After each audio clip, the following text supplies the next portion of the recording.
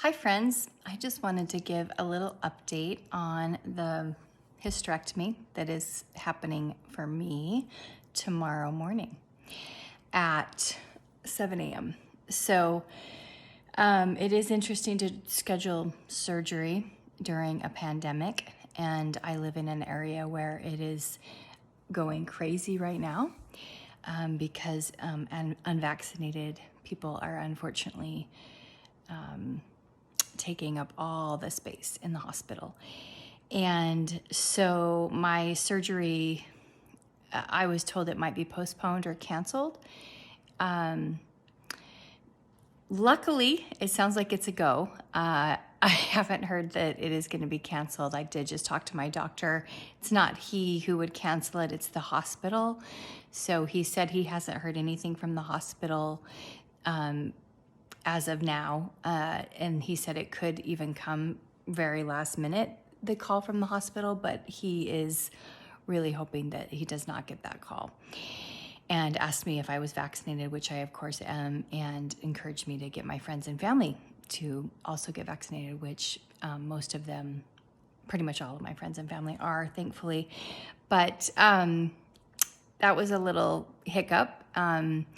This is one of those things that's pretty hard to prepare for emotionally and physically. At least it has been for me. I mean, you have to wrap your head around it. And I've gone through a lot of processing and just all the things that you go through when you're thinking about major surgery. So it's on. I'm doing it. Today is the day before, and I'm on a fasting day. I have to start drinking my magnesium citrate, which is this little bottle of yummy goodness. Not. I have to drink this at 1 o'clock, so that's in about an hour. And then I'll just be, probably glued to my toilet, unfortunately. So today I'm just having like brothy type things, clear liquid diets. So I've got like just a miso broth right here that I'm just gonna have for lunch. It's got a little floating tofu in it, but I won't eat that part. I might just strain it actually. And then I do have a bone broth for lunch or dinner, probably dinner. This will be lunch, because they did say to try to get something with some protein, and broth is the best thing for protein. So I went ahead and got a bone broth because it has even more protein, and I'll have that for dinner. And then nothing after, I think it was 6 hours before surgery. I'll double check on that. But I did find out that it is really common for ablations to fail if you have fibroids. And I wish I kind of would have known that before I had the second ablation, because it just seemed like an unnecessary procedure to go through and still end up in the same spot with a hysterectomy. However, my doctor did tell me that because my fibroids were not in the endometrial lining, I guess I don't exactly know where they are. They're in my uterus, but not in that lining. So he thought that we would still had a chance for success, which is why we went ahead and tried it. It of course was not successful, which is why I'm here doing the abdominal hysterectomy tomorrow morning.